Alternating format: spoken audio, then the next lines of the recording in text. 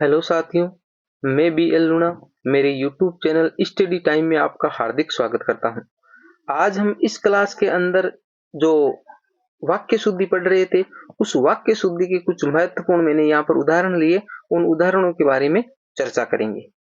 तो अभी से कर दीजिए मेरे वीडियो को लाइक और चैनल को कर लीजिए सब्सक्राइब, ताकि मेरे आने वाले हर वीडियो का नोटिफिकेशन आपको मिलता रहे, क्योंकि मैं इस पे संपूर्ण व्याकरण आपको करवाऊंगा। तो आप मेरे चैनल को सब्सक्राइब करके रखें। अब बात करते हैं आज के पहले क्वेश्चन की। तो जो हमारा पहला जो क्वेश्चन है वो है विधि द्वारा परिवर्तनीय करार को संविदा कहते हैं। ये वाक्य अशुद्ध है। अशुद्ध क्यों है? ये जो परिवर्तनीय शब्द लिखा हुआ है, वो परिवर्तनीय शब्द इस प्रकार लिखना है जो नीचे वाले वाक्य में शुद्ध है। इस प्रकार जैसे ये वाक्य लिखा हुआ होता है, तो हम उसको फाइंड ही नहीं कर पाते हैं कि भाई हमारे को ये सीधा ऐसे ही लग रहा है कि वाक्य का निर्माण है इसी प्रकार, इस शब्द का निर्माण इसी प्रकार हुआ है, परंतु ये किस प्रकार है? विधि द्वारा परिवर्तनीय, ये व्री है ना, ये व्री नहीं है, ठीक है।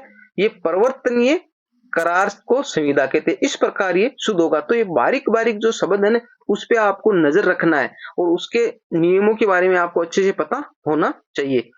इसके बारे में मैंने जो अच्छे से है ना वो नियम आपको जो पिछली दो क्लासें थी उनमें मैंने आपको अच्छे से बताया है, तो आप वो क्लासें देखिए, आपको अच्छे से समझ में आएगा। दूसरा प्रश्न देखिए, अपराधी और निरपराधी में अंतर करना कठिन है। ये वाक्य अशुद्ध है, क्योंकि अपराधी है वो तो सही है, बाकी निरपराधी शब्द नहीं होता, ये है निरअपराध, ठीक है। ये निरपराध शब्द है, ठीक है। अब ये निरअपराध के जो यहाँ पर प्लस लग गया, अब इसके हलंत लगा हुआ है, अब ये इसके अंदर आया ना, तो ये हो गया निर, फिर यहाँ पर तो इसके अंदर चला गया अपराध, निरपराध, इस प्रकार ये बना शब्द। समझ में आया? कहने का मतलब निर है वो उपसर्ग है और अपराध इसके अंदर शब्द है, तो दोनों को मिलाने के बाद में ये इसके अंदर जाएगा, क्योंकि ये आगे उपसर्ग लगा हुआ है इसके। आगे देखो 3 नंबर जो है ना हमारा,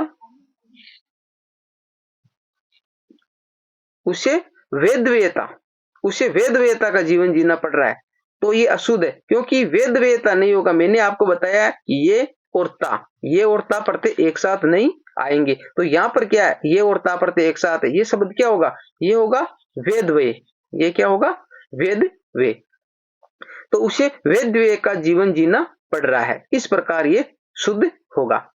4 नंबर देखो, मुझे कोई पैतृक संपत्ति नहीं मिली। ये वाक्य अशुद्ध है। मुझे कोई पैतृक संपत्ति नहीं मिली, तो ये पैतृक शब्द इस प्रकार नहीं होकर ये इस प्रकार लिखा जाएगा, मुझे कोई पैतृक, क्योंकि ये पैतृक शुद्ध है, तो मुझे कोई पैतृक संपत्ति नहीं मिली, इस प्रकार ये वाक्य शुद्ध होगा। तो ये जो बारीक बारीक जो छोटी छोटी गलतियां हैं, इसी से हम वाक्य को पकड़ नहीं पाते हैं, और परीक्षा में थोड़ा हमारे मानसिक प्रेशर भी होता है, भाई परीक्षा का डर बना रहता है, तो ये छोटी छोटी है ना, तो इन शब्दों को आप बार बार देखोगे, बार बार पढ़ोगे, तो आपकी नजर में रहेंगे और आपको समझने में सुविधा होगी। इसलिए आप ज्यादा से ज्यादा अभ्यास करें। अभ्यास करना बहुत ही जरूरी है, क्योंकि जितना ज्यादा आप अभ्यास करोगे उतना ही आपको फायदा होगा। 5 नंबर देखो, हमारी प्रदेश की सरकार जनता की सहायतार्थ बैंक खोल रही है। ये अशुद्ध है, क्योंकि हमारी प्रदेश की सरकार नहीं होगा, वो होगी हमारे प्रदेश, यानी हमारी की जगह क्या आएगा? हमारे आएगा। हमारे प्रदेश की सरकार जनता की सहायतार्थ बैंक खोल रही है, तो हमारी यानी देखने में ऐसा लगता है हमारी सरकार, भाई हमारी सरकार है, तो ये हम नहीं पकड़ पाते हैं कि भाई यहाँ पर हमारे होगा या हमारी होगा, तो यहाँ होगा हमारे प्रदेश की सरकार, ठीक है। लड़के और लड़कियां पढ़ रही है, ये अशुद्ध है, क्योंकि जब लड़के और लड़कियां आ गई तो ये होगा लड़के और लड़कियां पढ़ रहे हैं, क्योंकि जब 2 हो गए ना, तो यहाँ पर हम इस लड़कियों के हिसाब से यहाँ पर रही नहीं लगाएंगे, लड़के और लड़कियां पढ़ रहे हैं, इस प्रकार ये वाक्य होगा। 7 नंबर वाक्य देखो, राम ने 10 कुंतल कोयले खरीदे। ये अशुद्ध है।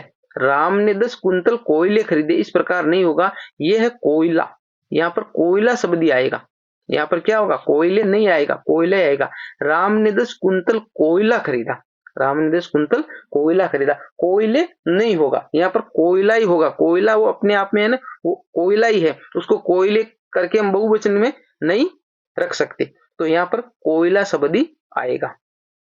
8 नंबर देखो, अपने सामानों को संभाल कर रखिए, ये अशुद्ध है। अपने सामानों का नहीं होगा भाई, अपने सामानों को संभाल के रखिए नहीं होगा, ये होगा अपने सम्मान, अपने सम्मान, अपने सम्मान को संभाल के रखिए। अब ये सम्मान सम्मान देखो, एक शब्द ये भी होता है सम्मान, ठीक है।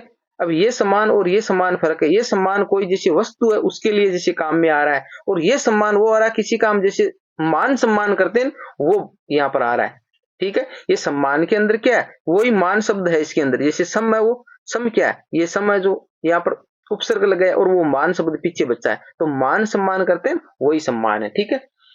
तो ये भी आपको दिमाग में रखना है।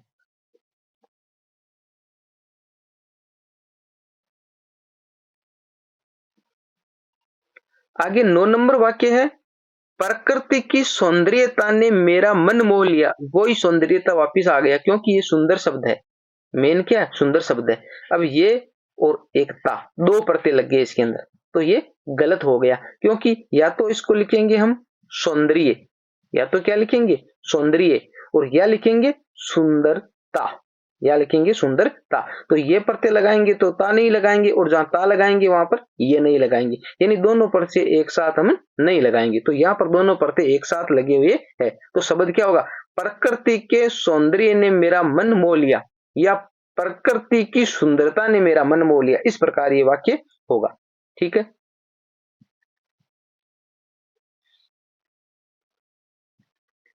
अब देखो 10 नंबर, मैंने मेरा काम कर लिया, ये अशुद्ध है। मैंने मेरा काम कर लिया नहीं है, मैंने अपना काम, यहां पर अपना आएगा, मैंने अपना काम कर लिया, मैंने अपना काम कर लिया, मैंने मेरा काम कर लिया, ये वाक्य क्या है, ये अशुद्ध है।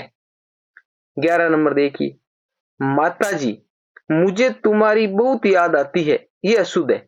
मुझे तुम्हारी, यानी जो ये माता जी, ठीक है। दूसरी बात है पिताजी, ये इस प्रकार के जो शब्द है इसको हमें सम्मान सूचक, यानी एक जैसे माने बहुवचन की तरह, यानी इनको हम सम्मान की दृष्टि से देखते हैं, तो इनके जब भी हम वाक्य बोलते हैं तो सम्मान सूचक शब्दों का प्रयोग करना है। तो माताजी मुझे तुम्हारी, ये तुम्हारी सम्मान सूचक शब्द नहीं है, इससे माताजी का अपमान हो रहा है, तो यहां लगाएंगे माताजी मुझे आपकी बहुत याद आती है। इस प्रकार इस वाक्य को बनाना है।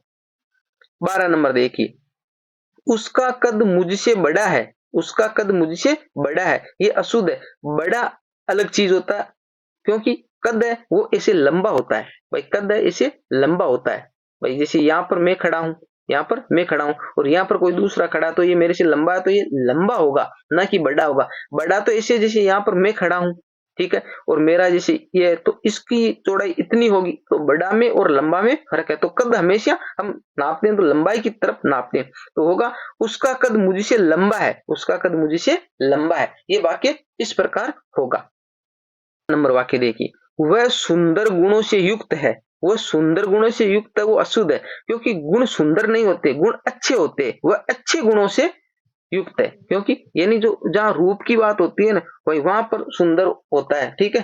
बाकी यहां पर तो क्या होगा, अच्छा होगा।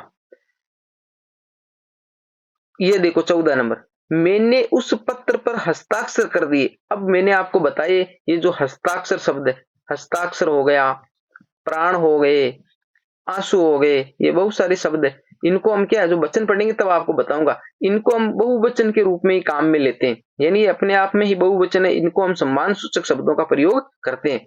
तो मैंने उस पत्र पर हस्ताक्षर कर दिया, ये अशुद्ध है। यहां आएगा मैंने उस पत्र पर हस्ताक्षर कर दिए। अब हस्ताक्षर कर दिए का मतलब ऐसा हुआ कि हमने यहाँ पर 5-7 हस्ताक्षर किए, पर ऐसा नहीं है, यानी इसके हमें सम्मान सूचक शब्दों का प्रयोग करना है।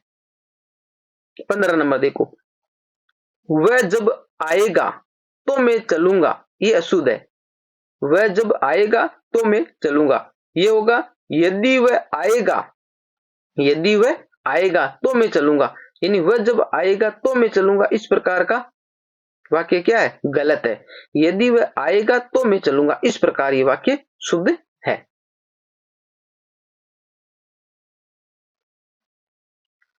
16 नंबर वाक्य देखिए, वह देश की संस्कृति से बहुत सम्मान करता है।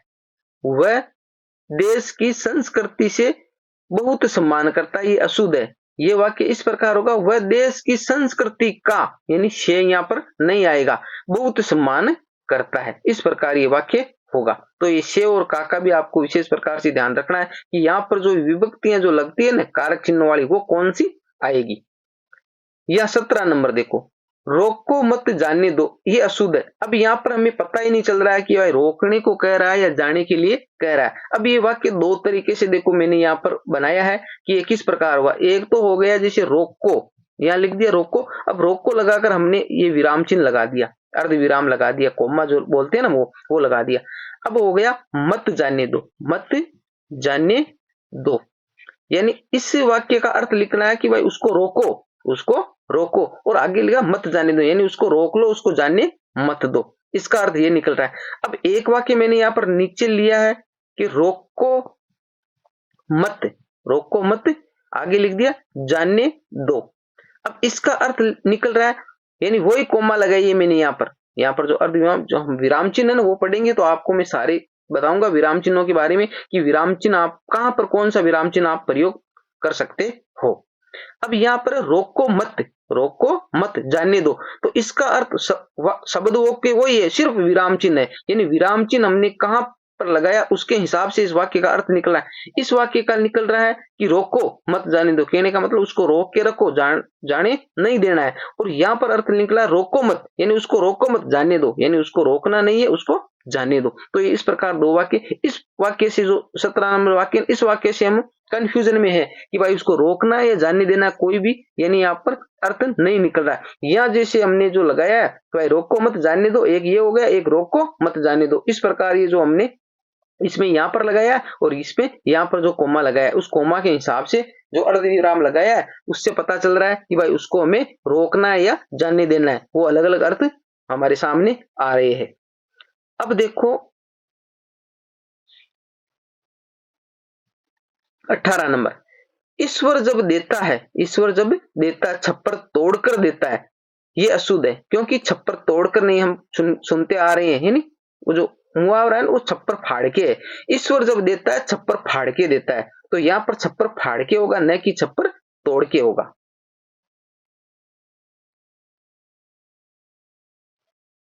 19 नंबर देखो, नेपाल के पास चीनी सेना के जवान को देखा गया, नेपाल के पास चीनी सेना के जवान को देखा गया, ये अशुद्ध है। ये वाक्य है नेपाल सीमा, नेपाल के पास नहीं, नेपाल सीमा पर, नेपाल सीमा पर चीनी सेना के जवान देखे गए, चीनी सेना के जवान देखे। भाई सेना है तो सेना उसमें वैसे भाई बात सेना की है तो उसमें जवान है, यानी जवान देखे गए, इस प्रकार हमारे को वाक्य बनाना है। 20 नंबर देखो, वह गीत की दो चार लड़ियां गाती है, वो गीत की दो चार लड़ियां गाती है, ये अशुद्ध है, क्योंकि लड़ियां नहीं होगा, यहाँ पर क्या होगा कड़ियां, क्योंकि गीत की लड़ियां नहीं होती है, गीत की कड़ी होती है, तो इसलिए कड़ियां शब्द यहाँ पर आएगा।